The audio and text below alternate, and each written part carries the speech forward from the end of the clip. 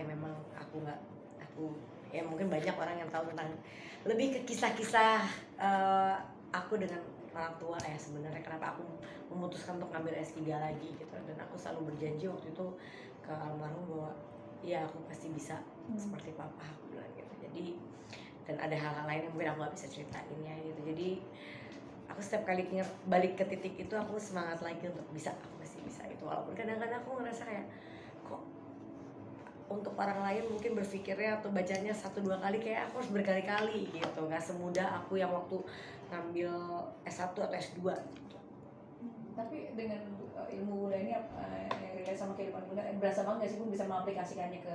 Ya pasti dong, kalau aku ngambil ilmu terus dia diaplikasikan di kehidupan aku, di pekerjaan aku, di kehidupan aku juga kan sayang kan gitu. Jadi aku ngerasa banyak banget, terutama di perkuliahan awal gitu ya, banyak banget yang aku bisa aplikasikan dengan apa yang sekarang aku kerjakan gitu ya. Dan aku ngerasa kayak suatu kebanggaan di saat kita bisa melakukan sesuatu yang nantinya bisa berguna dan bermanfaat buat orang banyak gitu.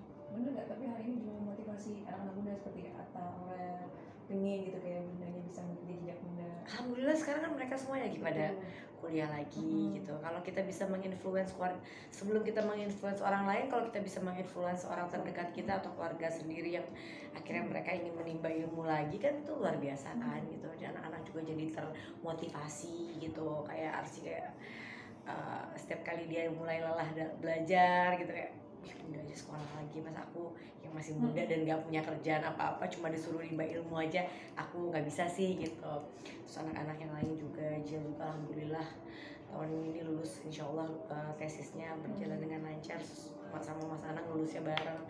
Dan mereka tuh kalau orang yang lihat Mas Anang sama Jill kuliahnya kayak gimana, Jill sampai pindah ke Surabaya, Mas Anang juga sampai setiap kali di kelas di Surabaya dia yang disuruh ngajar sama dosennya. Aku ngelihat kayak yang nggak ada yang main-main, memang benar-benar semua mau belajar untuk bisa lebih serius lagi dan bisa mengaplikasikan apa yang nanti diambil untuk di kehidupan nanti sehari-hari.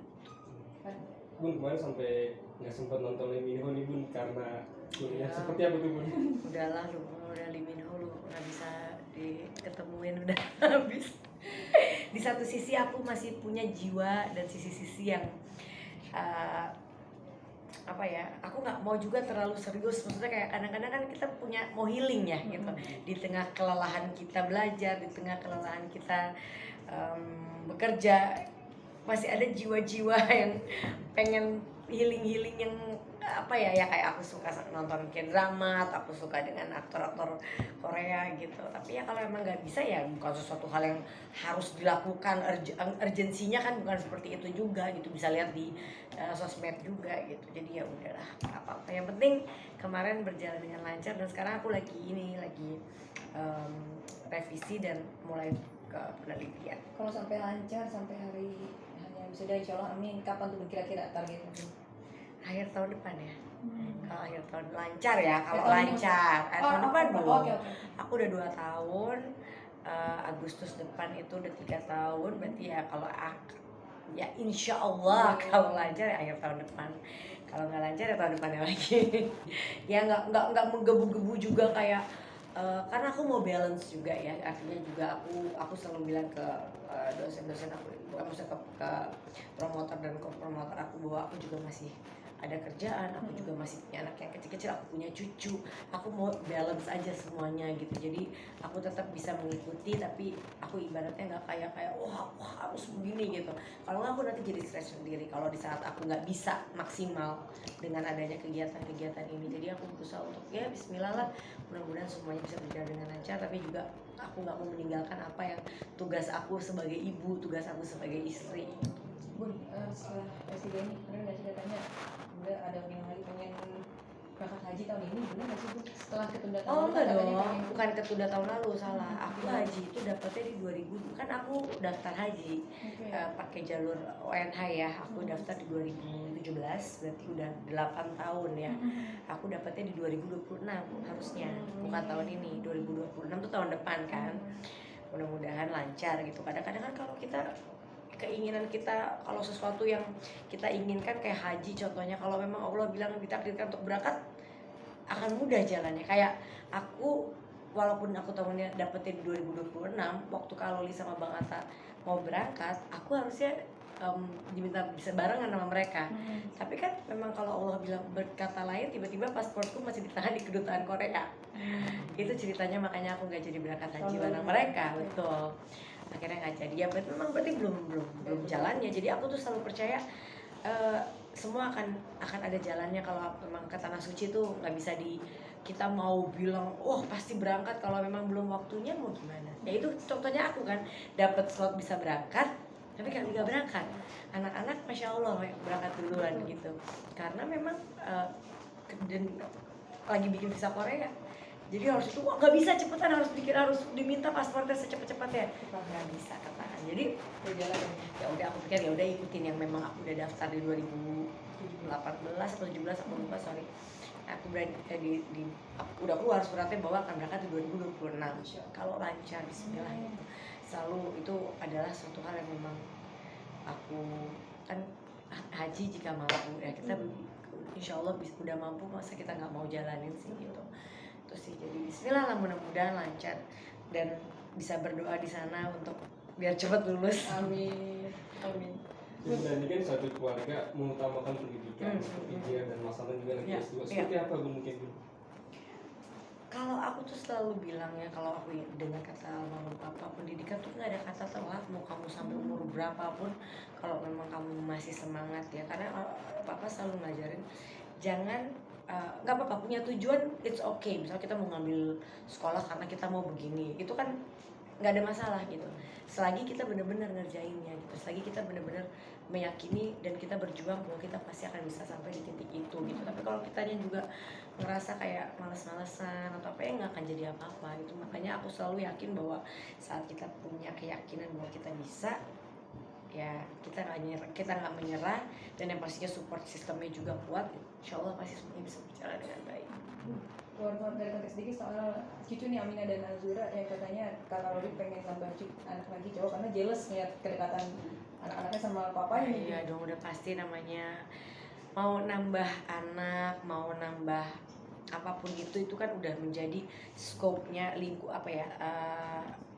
mereka udah punya keluarga sendiri ya. Kita di sini hanya bisa mensupport, bukan ikut-ikutan kayak maksa atau gimana. Aku selalu bilang kalau anak-anak udah nikah, kita jadi orang tua ya hanya bisa mensupport apapun keinginan mereka. Jadi kita bukan yang kayak ayo dong punya anak lagi, atau gak usah punya anak lagi, itu bukan ranahnya kita lagi gitu. Kalau masih belum nikah itu masih menjadi kayak Azriel, Arsya masih kayak harus begini, nggak boleh begitu, boleh begini. Kalau udah menikah ya itu udah menjadi mereka, tanggung jawabnya mereka dan keputusannya mereka. Balik lagi, orang tua hanya bisa mensupport apapun keputusan dari mereka gitu. Tapi Bunda juga menantikan cucu cowok nggak sih? Aku nggak pernah. Aku orangnya bukan tipe kayak harus punya cucu cowok, harus punya cucu cewek. Nggak, harus punya apapun yang membuat anak-anakku bahagia, kita support. Tapi nggak pernah menjadi suatu hal yang kayak kalau belum ada cucu cowok belum lengkap, atau belum ada cucu cewek belum lengkap. Nggak pernah kayak gitu ya, karena aku juga nggak suka kalau aku diharuskan untuk punya. Kayak orang tua aku nggak pernah tuh kayak anak kamu harus ini atau nggak pernah gitu. Tapi mereka pasti diam-diam mendoakan, namanya orang zaman dulu kan. Mereka pasti diam-diam mendoakan. Tapi kalau di saat aku diminta saat itu untuk ini, aku bilang emang kenapa, apa bedanya gitu. Kalau kita hidup di dunia yang mungkin lebih ini daripada orang tua zaman dulu kan, kayak Mas Anang nih, bapak-bapak ya kapan nikah gitu kan kemarin. Ya kan, generasinya kan generasi Mas Anang generasi bukan baby boomers loh, tega banget. Mas Anang Gen X ya kan. Nah aku aku millennials nih, awalnya millennials sebenarnya. Aku masih millennials. 42 tahun tuh awalnya millennials ya Mas ya. Jadi aku udah di generasi yang mungkin kayak bagi aku itu nggak terlalu penting gitu. Pernikahan, punya anak atau apa itu tanggung jawab masing-masing. Maksa dia ngambil bisnis, dia ngambil komunikasi, akhirnya dia pindah jurusan. Ternyata anak ini jiwanya tuh jiwa dia tuh suka nonton berita-berita politik, dia suka hal-hal yang berbau politik. Makanya pas udah tahu gitu, aku udah S2, nggak usah deh ngambil bisnis, udah kamu karena emang nontonnya begitu-begitu kan, kamu fokus di yang kamu suka. Nah ini dia suka nih, makanya dia ambil sampai apapun yang maksud sampai harus pindah ke Surabaya dan lain-lain dia lakukan karena memang effort, karena dia memang suka dengan apa yang dia lakukan sekarang gitu. Jadi alhamdulillah gitu. Nah yang Arsy udah lah nyanyi, dia udah ini banget. Yang Arsya olahraga apapun yang misalnya kayak pedal dia cepet bisa, badminton dia cepet bisa, bola, basket, taekwondo, pokoknya apapun yang berbaunya fisik gitu cepet dia. Oh jadi setiap anak, tapi kadang-kadang kayak gitu tuh berubah ya. Kita tuh nggak bisa bilang, oh ini anak jagonya ini, kayak Mas Anang bilang tadi pas aku ngomong kayak gitu, kita kan selalu berdebat. Jadi Mas Anang tuh teman aku berdebat, teman aku ngobrol apapun itu sama dia. Kayak tadi kita ngobrol pas saya kayaknya harusnya begini gini dia bilang enggak, aku tuh dulu jago banget main sepatu roda, aku tuh dulu jago banget main motor-motoran, tiba-tiba aku SMA sukanya nyanyi gitu. Jadi nggak bisa dipukul rata bahwa oh anak suka ini lantas dia akan jadi ini gitu. Siklus dari SD, SMP, SMA tuh pasti berubah-berubah. Arsy sendiri kemarin Bun bikin project apa sih Bun kalau gitu? Ada lah, jangan ceritain.